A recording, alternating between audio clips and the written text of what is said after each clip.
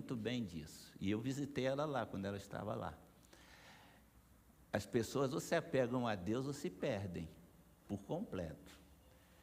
E a grande maioria, até dos crentes, chegam lá e se desviam da fé. Por isso que nós queremos levar esse projeto que nós temos aqui, de discipulado, de ganhar pessoas para Cristo. Eu tenho insistido com um trabalho, e alguns irmãos têm abraçado esse trabalho de ir de casa em casa para pregar o Evangelho. E uma experiência que eu já contei aqui, muito boa, no início foi bem relutante, né? As pessoas não querendo fazer, mas o Salomão, quem é esse Salomão? Que é bom as pessoas saberem, o Salomão hoje está encabeçando um trabalho de ir de casa em casa. A pastora Verônica, cadê ela? Está fazendo o mesmo, indo de casa em casa. E uma menina aqui perto, chama Maria. Está aqui a Maria? Tá? Fica em pé. Cadê ela? Ah, está lá, ó. Olha lá a Maria, lá. Dá uma olhadinha para trás lá, ó. A Maria vai ser batizada com a filha, não vai, Maria? No próximo batismo? Ah lá, amém ou não, irmão? Vocês dão um amém, pelo menos?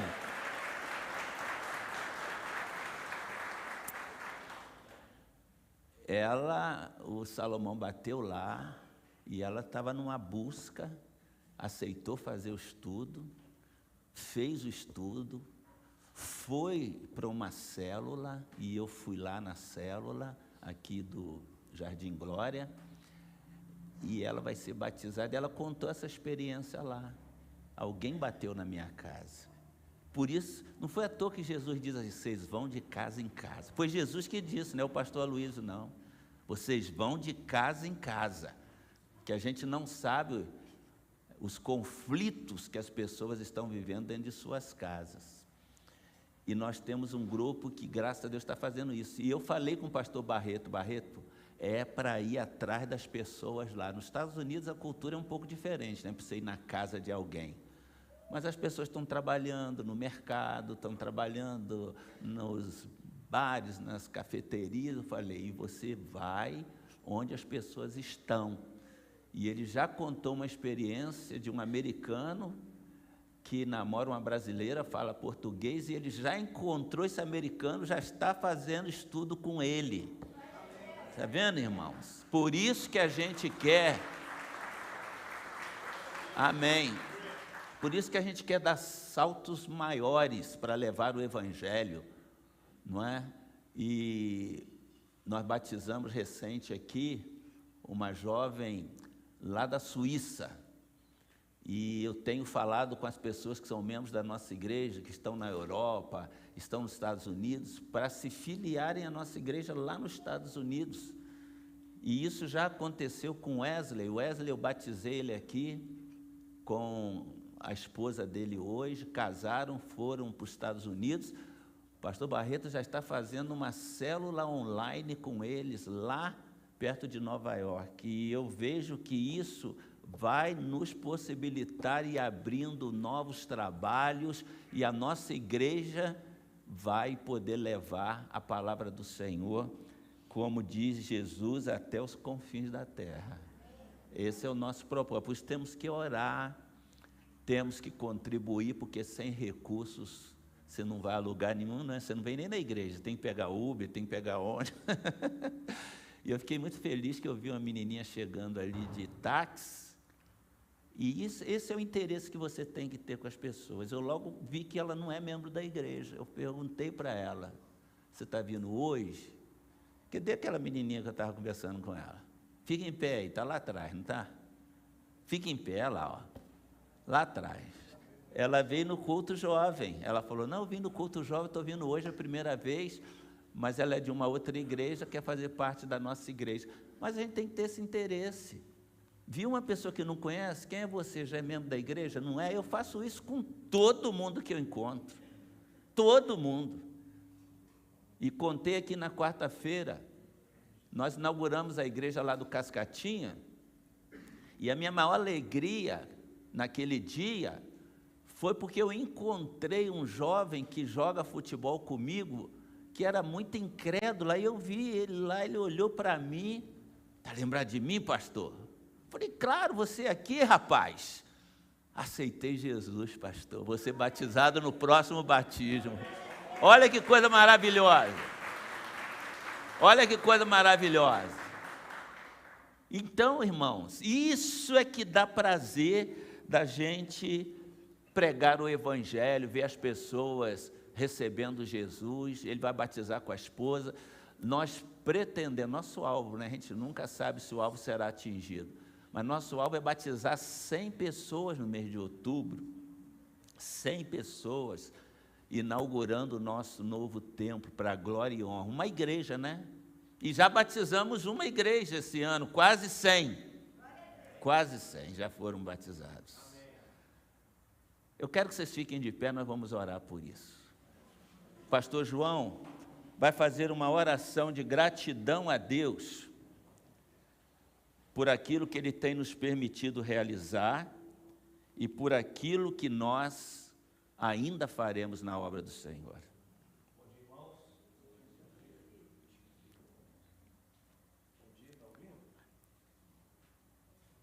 Vamos orar. Amém? Graças a Deus, o pastor Samuel falou, o privilégio de estarmos começando o dia, a semana, aos pés de Cristo. Isso é um privilégio para quem está aqui hoje. Para quem realmente é bom estar aos pés do Senhor. Ó Deus. E queremos dar graça por tudo que o Senhor tem feito na nossa vida, pelos trabalhos da igreja, pela vida do pastor Aloísio, que tem se dedicado, né, cada dia mais, não importando a idade dele, porque eu até assim reconheço que é bom cada dia mais você não se preocupar com a sua idade, mas que você busque fazer cada dia mais para o Senhor. Amém. Que você busque, como o Samuel, o pastor falou aqui, o Salomão, a pastora, de estar indo de casa em casa, atrás de pessoas que estão perdidas, porque esse é o papel da igreja, como o pastor bem falou. Jesus falou para nós irmos de casa em casa, então que nós possamos fazer isso. Ó Deus. Pai, graças te damos, Amém, Jesus, Senhor. por tudo, ó Pai. Obrigado por tudo, Senhor. Eis aí a tua igreja, Pai. Que a tua igreja cada dia mais, Senhor, seja grata por tudo que tu és, por tudo que o Senhor tem feito, ó Pai. Que a tua igreja cada dia mais, Senhor, seja uma igreja, Pai, feliz, Senhor. Não importando, ó Pai, como está passando, ó Pai. Porque muitas vezes estamos no deserto, estamos numa dificuldade, mas tudo é para honra e glória do Senhor. Ó Deus. Porque o Senhor é um Deus, ó Pai, é um Pai que só nos coloca muitas vezes, permite que nós passamos por situações difíceis, mas justamente para nos alinhar ao teu propósito. Então, graças eu te dou, Pai, por tudo que tu és, por tudo que o Senhor tem feito, por tudo que essa igreja tem feito. Pai, em nome de Jesus, que não possamos, ó Pai, apenas batizar 100, mas milhares e milhares, ó Pai, espalhado por esse mundo inteiro, ó Pai.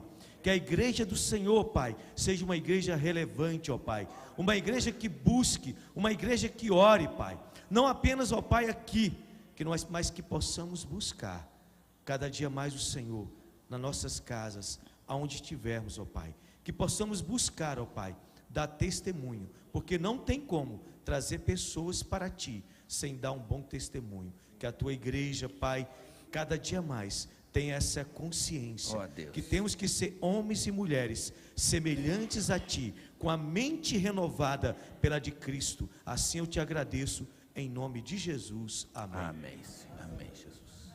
Podem assentar, amados. Vamos abrir a palavra de Deus nesta hora, para nossa reflexão. Vou falar do mesmo tema que comecei na quarta-feira, e vou falar hoje à noite, até porque eu gostaria de fazer uma pergunta. Quantos estavam aqui quarta-feira à noite? Levanta a mão, só para eu saber. Você vê que o nosso auditório, ele não é o mesmo, não é? Então, eu tenho que pregar a mesma mensagem, porque senão você não vai saber aquilo que o pastor tem colocado para a igreja nos outros cultos. E esse agora é o desejo do meu coração, tratar de alguns temas durante a semana. E o tema que nós temos proposto é este. Vocês estão ouvindo bem? Porque eu não estou ouvindo nada aqui. O que é fé para você? Pergunta para a pessoa que está do teu lado, o que é fé para você? Não, mas você perguntou, não ouvi nem você. Pergunta de novo. O que é fé para você? Responda agora, para você mesmo. O que é fé para você? Você vai ter gente que vai dizer assim, eu tenho muita fé. Como se fé fosse como algo que você comprasse e fosse enchendo, né? O que é fé para você? Eu creio que nós somos vítimas das nossas crenças. Nós somos vítimas das nossas crenças. E na minha compreensão, em geral, os crentes não sabem muito bem o que é fé. Nós estamos falando sobre essa temática há muito tempo. Qual a diferença para você entre crer em Deus e ter fé? Você faz essa diferença na tua mente?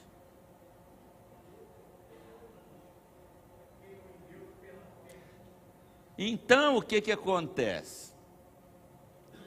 A gente milita neste assunto a vida toda, mas às vezes a gente não sabe nem o que é que a gente está fazendo.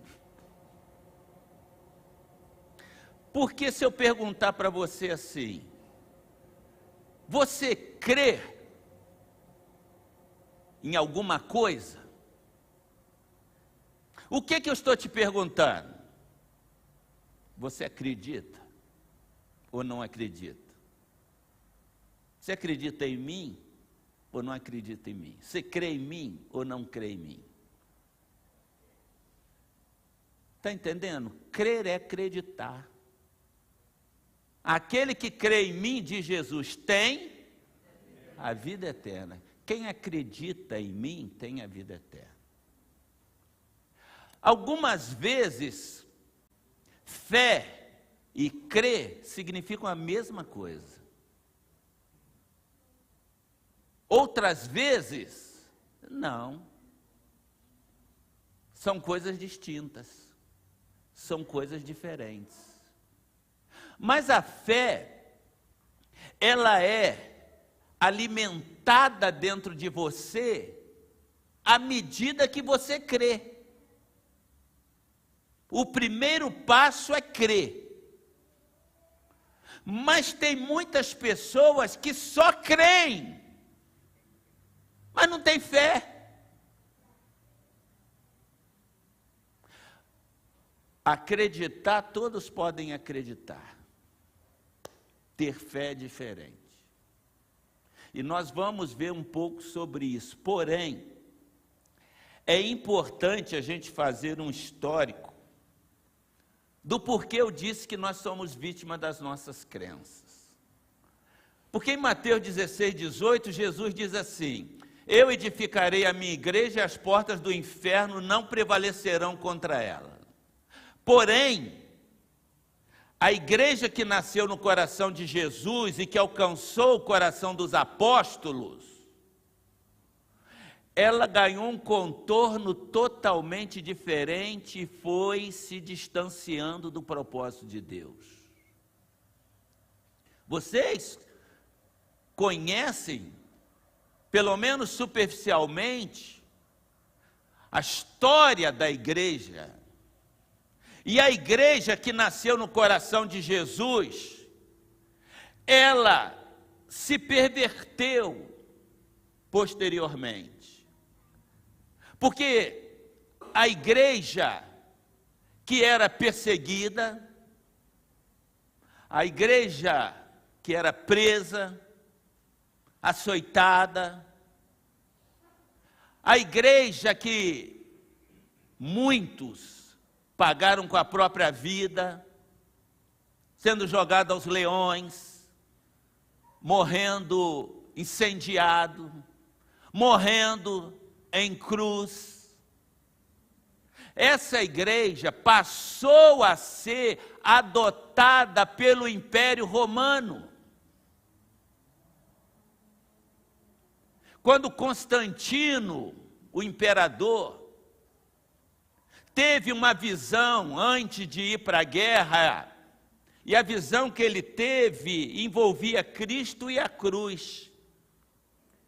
E segundo a história, ele, naquela visão, ele ouviu uma voz que dizia: com este símbolo vencerás.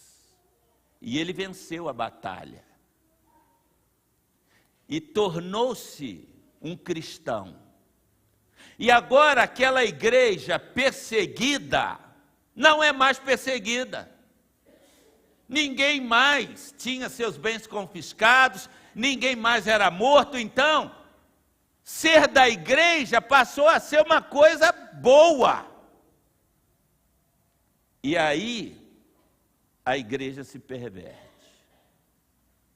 Em 325, depois da era Jesus, primeiro século, teve o primeiro concílio convocado por Constantino, para dirimir algumas questões relacionadas à teologia e à eclesiologia, ou seja, sobre a igreja e sobre Deus. Não vou entrar nos aspectos aqui porque o tempo não nos permite.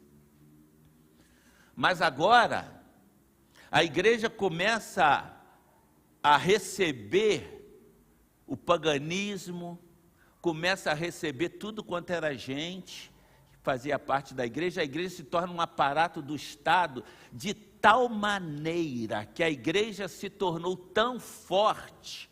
A igreja agora romana, não mais a igreja de Cristo, se tornou tão forte que todos os reis precisavam tomar bênção à igreja para que fossem legitimados na função.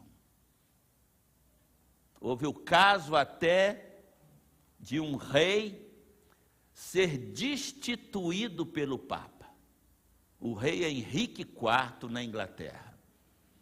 Foi onde houve a cisão da Igreja Católica com a Igreja Ortodoxa. Estou falando grego para vocês ou é português mesmo que eu estou falando? Vocês estão entendendo? Que tem gente que às vezes me conta e fala assim: pastor, foi muito bonito, mas não entendi nada. Isso não é bom, você tem que entender. É história, não é? Que muitos com certeza já sabem. Mas é só para te situar naquilo que hoje é a igreja. Nós somos o resultado de uma filosofia grega, porque os gregos dominaram o mundo de então. É o que se chama de filosofia greco-romana. O romanismo e a filosofia grega nos impregnaram. O nosso comportamento é influência da filosofia grega e da religiosidade romana. Por esta razão, é que até o Novo Testamento foi escrito em grego. Porque os gregos dominaram o mundo de então. Depois vem o Império Romano e agora a religião romana de Roma se torna a maior potência do mundo. Vem a Reforma Protestante, século XVI, século XVII, numa tentativa de voltar a igreja para o seu lugar, mas a reforma foi incompleta. E por isso algumas igrejas evangélicas ainda mantêm alguns ensinamentos, como sacramentos, batismo, ceia, casamento.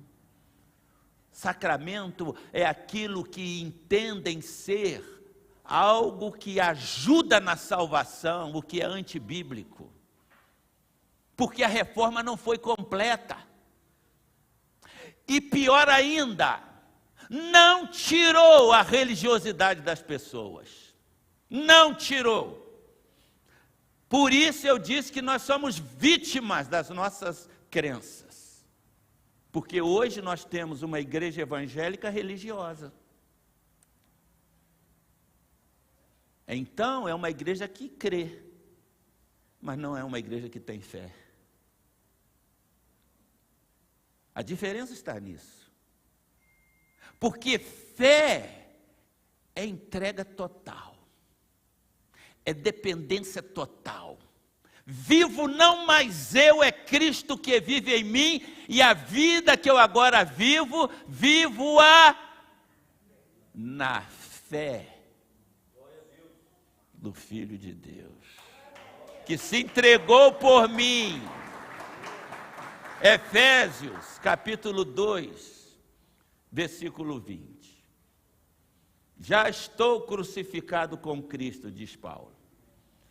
Vivo não mais eu, mas é Cristo que vive em mim.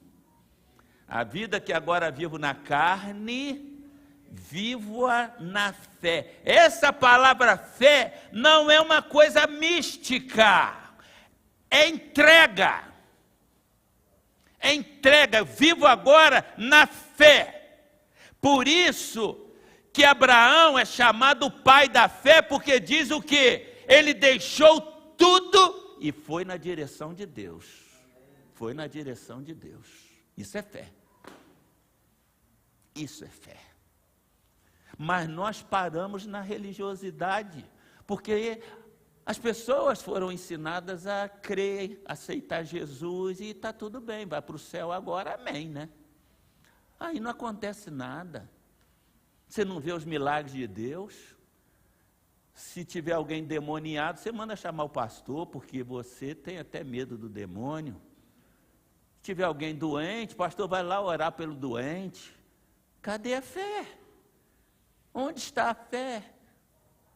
Porque não há entrega. É por isso que nós somos seletivos até nos cultos que a gente vai participar, porque é cumprir a minha religião. Eu já fui essa semana. Como você vai enfrentar o diabo apenas satisfeito no fato de ir para o céu? Você crê, mas se não tem fé, Jesus diz, você não pode nada. Não pode nada, você não pode nada. Por isso que Hebreus capítulo 11 vai dizer o que? A fé é o firme fundamento das coisas que se esperam. Olha, a fé é o firme fundamento. Se não houver fé envolvido, não tem fundamento. Se não tem fundamento, não tem conquista. E a fé, ela tem que ser demonstrada nas nossas atitudes, nas nossas ações. É por isso que Romanos, capítulo 10, o verso 17, vai dizer: a fé vem ao ouvir e ouvir a palavra de Deus. Mas não é escutar não, meu irmão. Mães aqui que me ouvem, eu tenho certeza que já disse para os filhos assim: esse filho não me escuta. Eu falo e não me escuta. Então, fé é prática.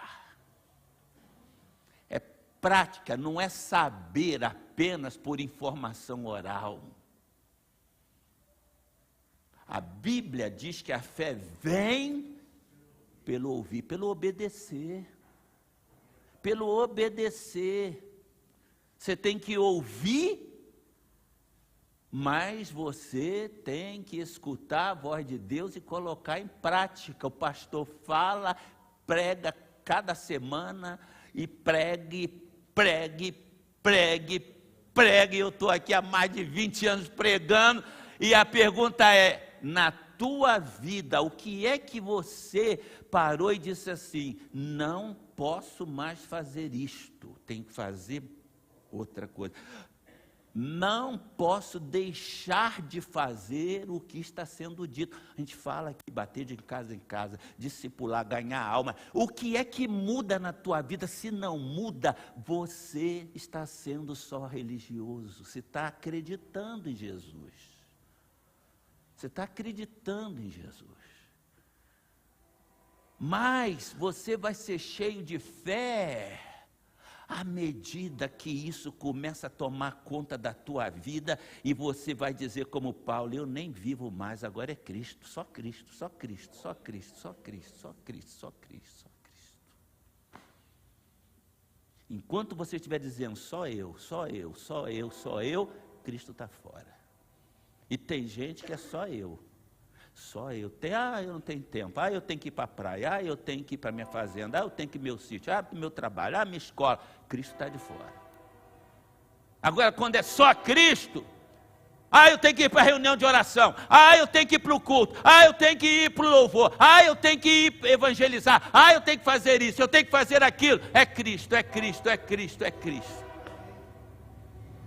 À medida que você se esvazia de si mesmo, Cristo começa a encher a tua vida. Cristo começa a encher a tua vida. E você passa a ser um homem de fé. Não é afirmação, eu sou cheio de fé. Não é porque você diz que é cheio de fé. Quem diz assim, eu sou cheio de fé, sabe o que está dizendo? Não, eu acredito muito. Não, acredita muito, tudo bem. Eu acredito muito em Jesus. Mas para você ser cheio de fé, não é só acreditar, é se entregar. É quanto mais você se entrega para cumprir a missão que Ele propôs para nós. E qual é a missão? Nós, às vezes, cumprimos bem no que diz respeito à manutenção da obra. A gente participa, a gente está presente, a gente contribui, a manutenção. Mas, e o cumprimento da missão? Missão. Ele deu-nos missão. Vocês vão pelo mundo afora. Vocês vão. E teve momentos que os discípulos não quiseram ir, ele, vão, eu estou mandando. Não é opção, é ordem, é imperativo. É imperativo. Vão. Mas a gente não quer ir, porque o diabo não quer que a gente vá. Porque se a gente for, a gente vai atrapalhar o plano dele. A gente vai tirar pessoas da perdição. É interessante que no Velho Testamento você quase não ouve falar sobre fé. Você vê atitudes de fé. E creu Abraão e isso foi-lhe imputado por justiça. Que ele creu e obedeceu.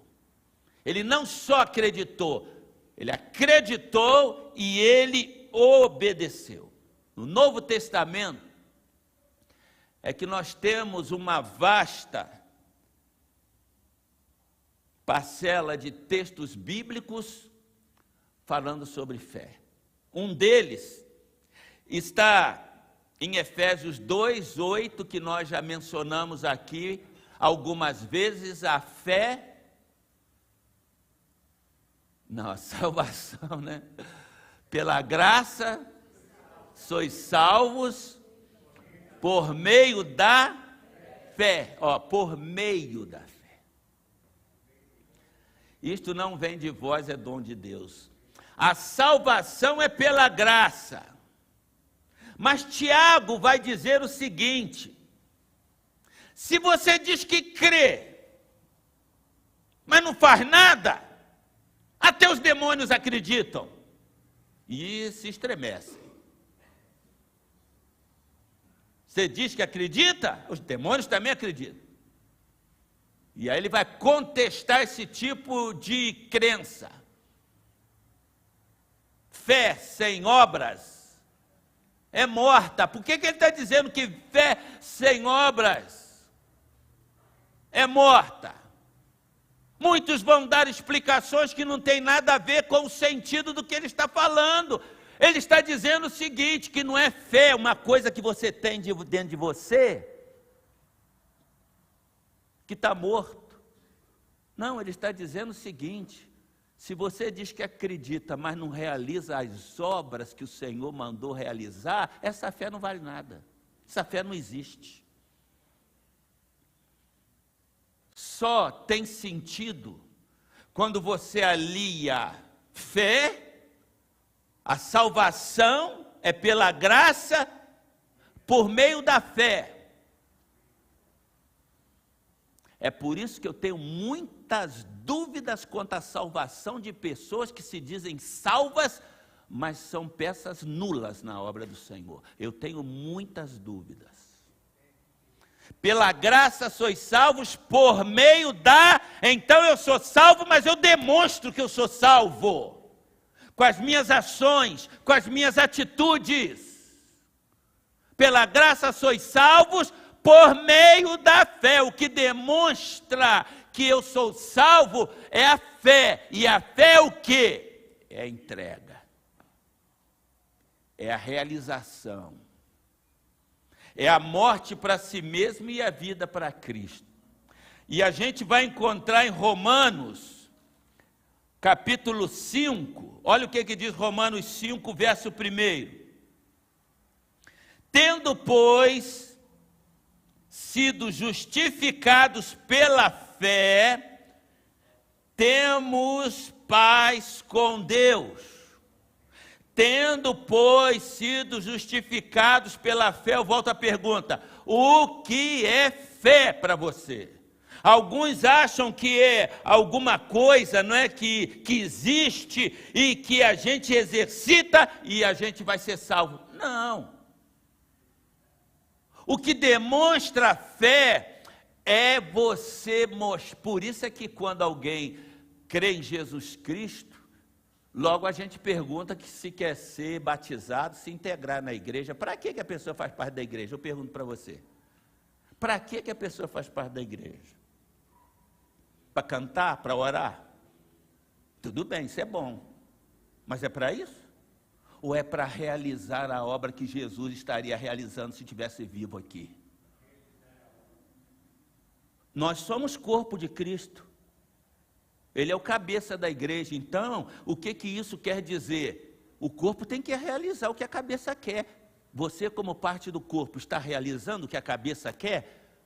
Porque o que ele, como cabeça da igreja, quer, salvar gente, curar pessoas, tirar do domínio de Satanás, levar paz, justiça, amor. Então, nós precisamos ter um entendimento correto dos ensinamentos bíblicos para a gente cumprir aquilo que é o desejo do Senhor da igreja. Eu edificarei a minha igreja, as portas do inferno não prevalecerão contra ela, porque essa igreja vai ser um organismo vivo que vai provocar mudança onde ela estiver. É este o desejo que tenho no meu coração, de cada vez mais plantar a igreja, não é? Só não gostei da oração do pastor João ali, dizer que a gente, quando já está velho e tal, não perde o ano. Eu ainda não cheguei nessa época não, de estar velho, não. Entendeu? A idade...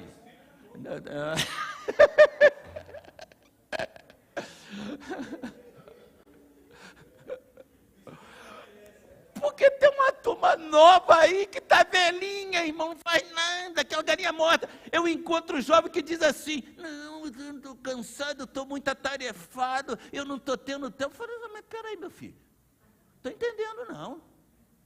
Eu não estou entendendo.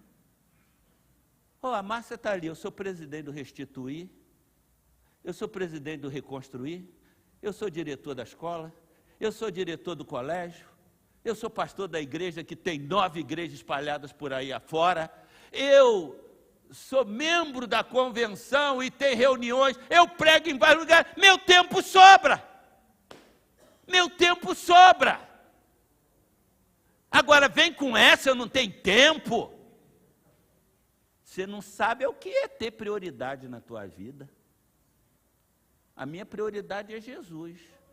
Você sabia que hoje de manhã eu já fui jogar um futebol de manhã? Aí o pessoal disse assim, fica aqui para a gente jogar de novo. Eu falei, não, tem um compromisso com Deus, tem o horário lá que esse eu não falto não, filho. Tem um compromisso com Deus.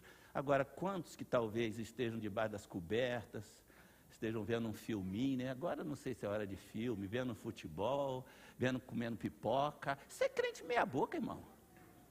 Até acredita em Deus, acredita em Jesus. Entenderam? O profeta Isaías diz que os que esperam no Senhor, o que vai acontecer?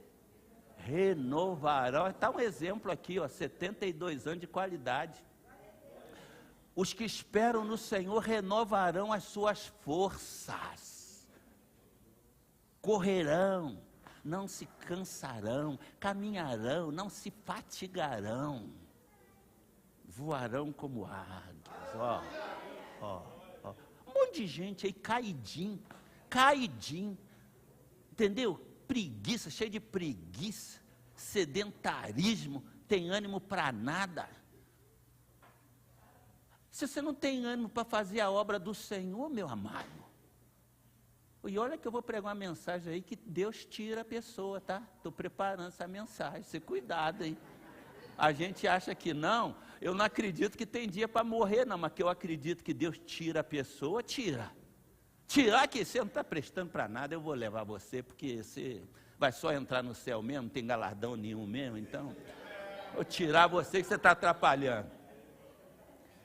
Tendo sido, pois, justificados pela fé, temos paz com Deus por nosso Senhor Jesus Cristo. Então, o que prova que você é salvo, que você é justificado, são as suas atitudes para com Deus. Eu sou cheio de fé, não adianta você dizer que é cheio de fé. A tua entrega tem que ser uma entrega total. E não tem limite. Efésios capítulo 4, a partir do verso 11, 12, 13, o 13 vai dizer assim, até que cheguemos à estatura completa de Cristo. O alvo é Cristo. A gente está caminhando. Não pensa que você está fazendo muito não. Você já viu que tem gente que desanima? Não, eu estou fazendo tanta coisa e ninguém nem me agradece, nem me vê. Meu amigo, o alvo é Cristo. Você está fazendo igual Cristo? Você não vai alcançar nunca. Então, quanto mais, porque o alvo é Cristo. Até que cheguemos à estatura completa de Cristo. Não é nem a estatura do pastor não, é de Cristo. Por isso o desafio dessa manhã é que você saia daquela área confortável de quem apenas crê. De quem apenas crê. Crer é importante? É importante. Mas é o primeiro passo. O que o Senhor quer é que você seja cheio de fé. Por isso ele disse assim, se tiverem fé como um